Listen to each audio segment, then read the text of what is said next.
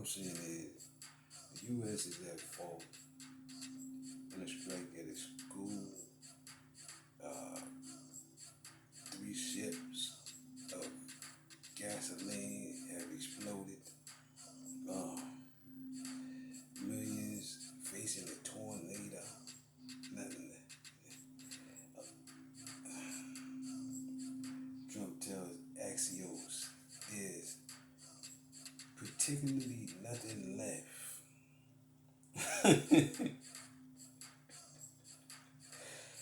Iran said oil will reach $200 a barrel. Like I said, you'd have been better off just picking that up from Russia, man. It's a lot of, what do you call it, backwards, I wouldn't say thinking, but what do you call it, supremacy out there, man.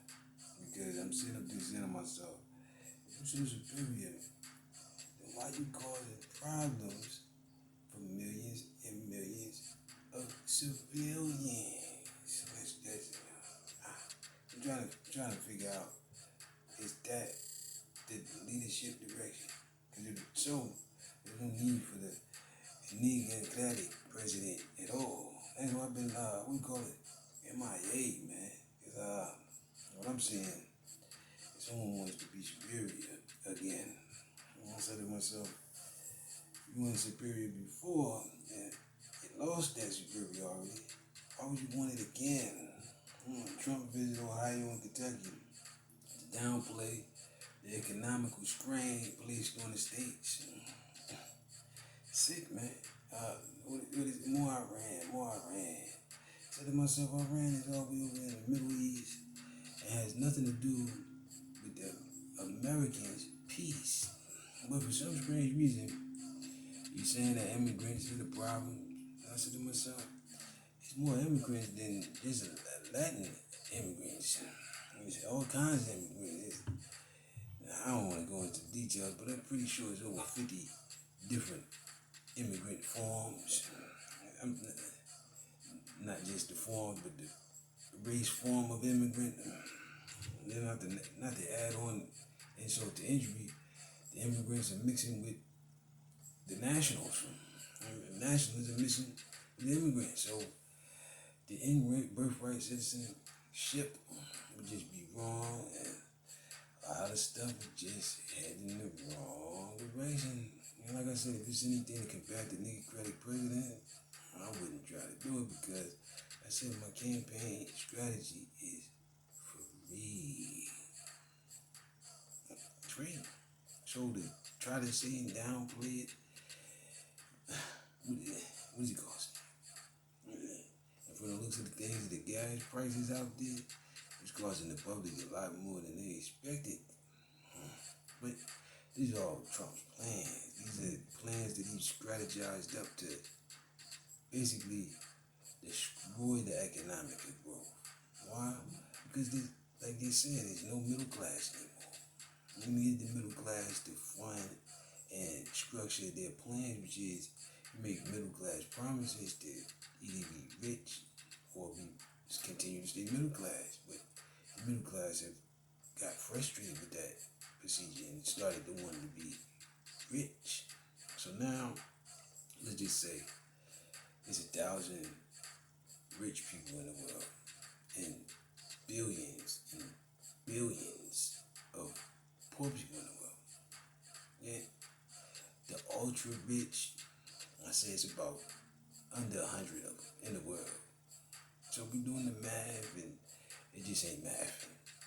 So to try to combat the millions and millions and millions and millions that don't make as much as the average middle class, it wouldn't make sense to even do it because when I listen to things, what I'm saying is you need the poor more than you actually considered it.